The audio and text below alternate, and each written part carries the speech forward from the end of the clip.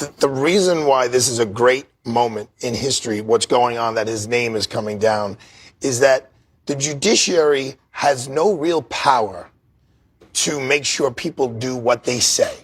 So right now, President Trump can say, no, nothing's coming down. And the judge has nothing. The judge doesn't have an army. The judge doesn't have any power to do anything. So this is our government actually working, that when the judiciary uses the power of a pen, nothing more than the power of a pen saying, no, you can't do this, and everyone is following the judge's order, that's a great American moment, that the government is working. The three branches of government are working the way they're supposed to. A federal judge has ordered the removal of Donald Trump's name from the Kennedy Center. On cue, political commentator Scott Jennings went to great lengths to defend the administration's branding choices. However, Abby Phillip and the CNN panel quickly shut down the argument. Let's look at the full segment, and I will share my analysis at the end. First, of course, some breaking news tonight. President Trump's name is coming down from the Kennedy Center building. A judge has rejected the center's last-minute request to freeze a previous judge's ruling while the court proceedings play out. The court didn't elaborate on that decision, and they have until midnight tonight to restore the original name. Now, you'll remember back in December, a Trump-approved board of trustees voted to change the name in order to honor him. CNN Washington correspondent Sunlen Sarfati is on the scene. Sunlen, what is happening? Is there still a crowd out there waiting for this to happen? Yeah, Abby, it's a rather extraordinary scene outside the Kennedy Center at 10 p.m. on a Friday evening. What this moment is really emblematic of the political divide, frankly, that exists in Washington right now. As you can see behind me, you have a crew of about 13 people. They are bar by bar constructing this large scaffolding, and they're going to build this so that they can reach the words Donald Trump to remove his name from the Kennedy Center. And just off screen here at the angle you can't see fully, but there are hundreds of people here in DC who have come out to witness this moment. Now, with every foot that they build this scaffolding, we've heard chants of take it down, take it down. Clearly, many of the people out here coming today to witness in support of that name coming down. And there was a last-ditch effort on the part of the Kennedy Center today in the courts to try to get the name to remain on the building, but that was denied by a federal judge, reinforcing that President Trump's Kennedy Center needed to take the name off the wall. And there you see people cheering as the workers are climbing up the scaffolding, again adding to it.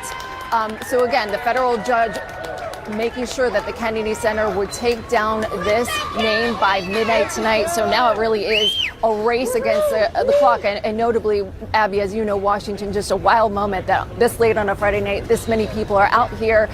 This name on the side of this building has been symbolic for so much. President Trump's reach in Washington, his attempt at making a stamp and remake cultural institutions like the Kennedy Center. So we'll be here watching certainly a significant moment. Abby. Wow, what a sign of the time, Sunlen. We'll keep keeping an eye on that scene tonight as we see what happens to those letters. Just about 2 hours left before they have to comply with this ruling. But back here in New York, it is pretty extraordinary. I had to chuckle because I was reading the court filing by DOJ as they tried to convince the court to allow them to keep the name up. And they changed the bylaws of the Kennedy Center to basically say that any money that they received while that name was up there was contingent on Donald Trump's name being on the Kennedy Center, which is a living memorial to the former president. And the court filing says the reason for this clause is that people and companies who have given or will be giving millions of dollars to the center were only willing to do so with the name Trump on the building. Many did it because they loved the concept of two great presidents, one Republican, one Democrat, working together as one, in many ways, a bipartisan relationship, exclamation point. Not sure if Donald Trump has started working at the Justice Department. But yeah, I mean, it's almost comical if it didn't actually happen. So I'm going to just be a lawyer for a second. The reason why this is a great moment in history, what's going on, that his name is coming down, is that the judiciary has no real power to make sure people do what they say. So right now, President Trump can say, no, nothing's coming down. And the judge has nothing. There's nothing. The judge doesn't have an army. The judge doesn't have any power to do anything. So this is our government actually working. When the judiciary uses the power of a pen, nothing more than the power of a pen saying, no, you can't do this, and everyone is following the judge's order, that's a great American moment that the government is working. The three branches of government are working the way they're supposed to.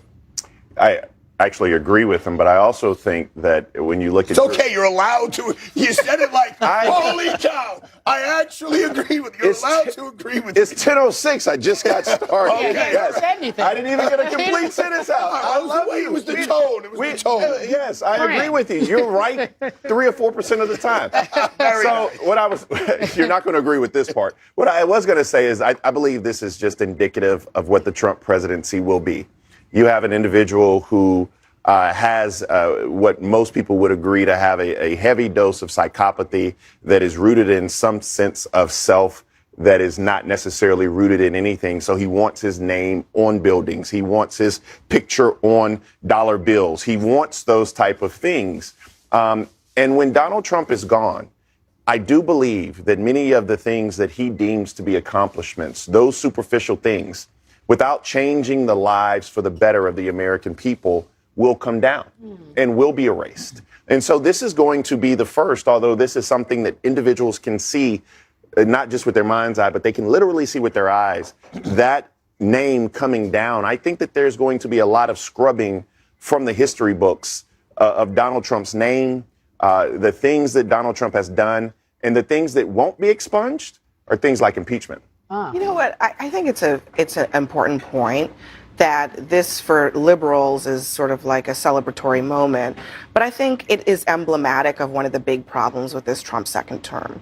He is expending a huge amount of energy, self-aggrandizing in the office. He was elected to lower prices, make people's lives better. Instead, he's calling into meetings, according to CNN's reporting, that according to a source, it was like an episode of Veep. He's calling into meetings at the Kennedy Center to talk to them about this issue, to attack the judge's wife, who was a former attorney for Joe Biden at one point. Then the board says, oh, maybe they'll make a resolution to honor Trump that would recognize his major contributions.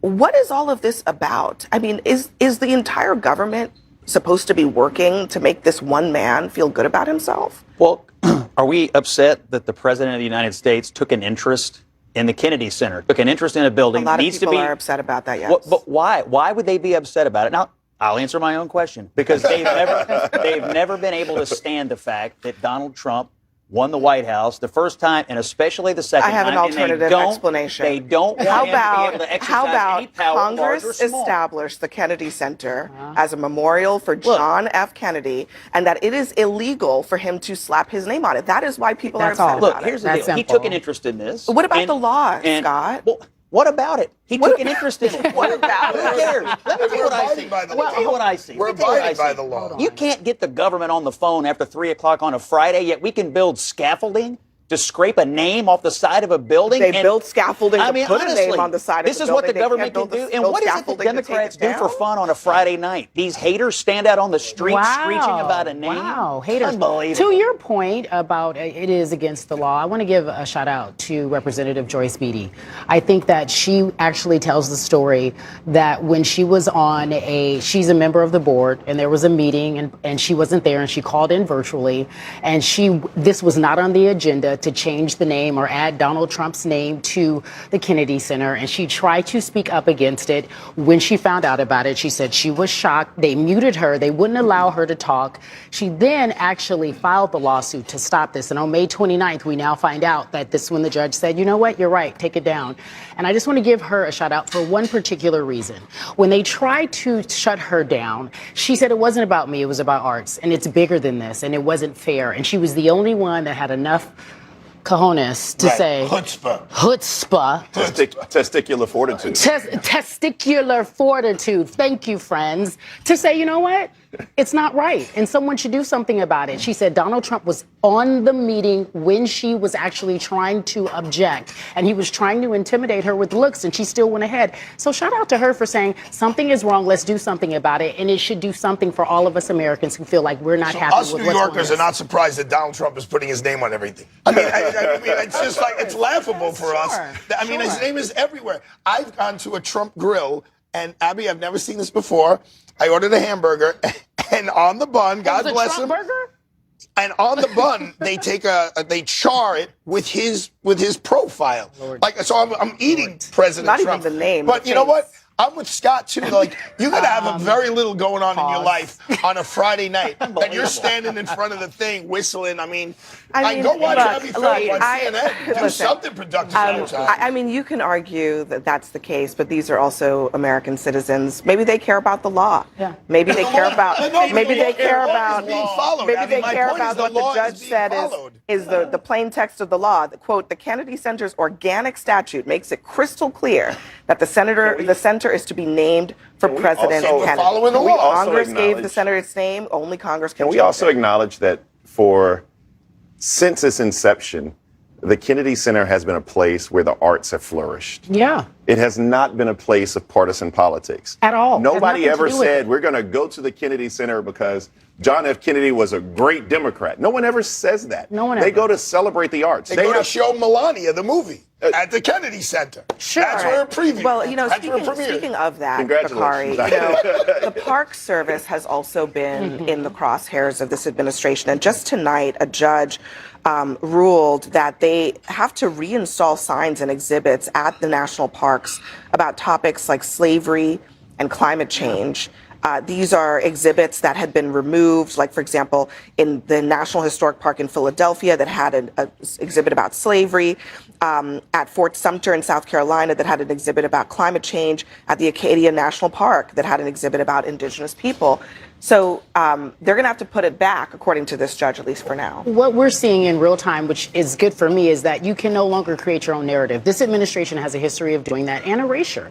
And so right now people are saying, and I don't know, of course they're going to push back and they will appeal. I'll leave it to the attorneys to talk about it. But I like the idea of someone saying you can't create your own history in real time. And when we talk about the Kennedy Center, I have said this on the show before, him putting his name on that living memorial is like someone else putting their name on someone else's tombstone. It is outside of it being illegal. It's such a level of disrespect, and it shows that would he want anyone to do that to him?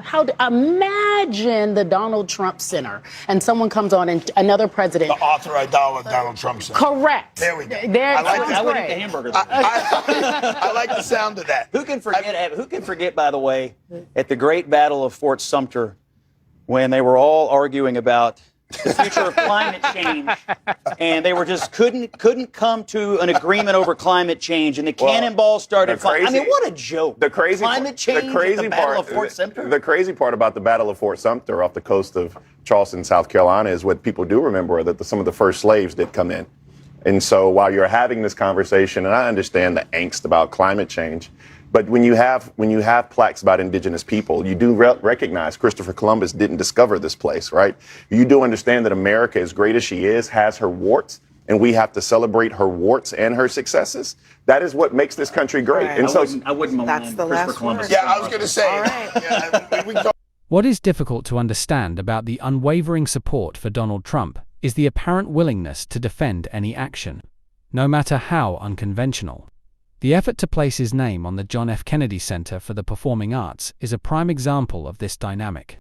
While initially perplexing, this pattern has become a defining characteristic of his presidency. From proposals to feature his likeness on currency to ambitious architectural projects, the focus consistently shifts back to personal branding. The core issue is a perceived misalignment of priorities, a dedication to self-enhancement over the primary responsibilities of governance. At a time when regular citizens are dealing with severe economic pressures, including high inflation, rising grocery costs, expensive fuel, and record credit card debt, the administration's focus frequently appears directed toward these symbolic, self-serving initiatives. Rather than prioritizing robust economic relief for the public, significant political capital is spent on aesthetic and personal disputes. This raises a fundamental question about whether the office is being used to serve the public interest or personal legacy. What are your thoughts on how these priorities are being managed? Let me know in the comments below, and I will see you in the next video.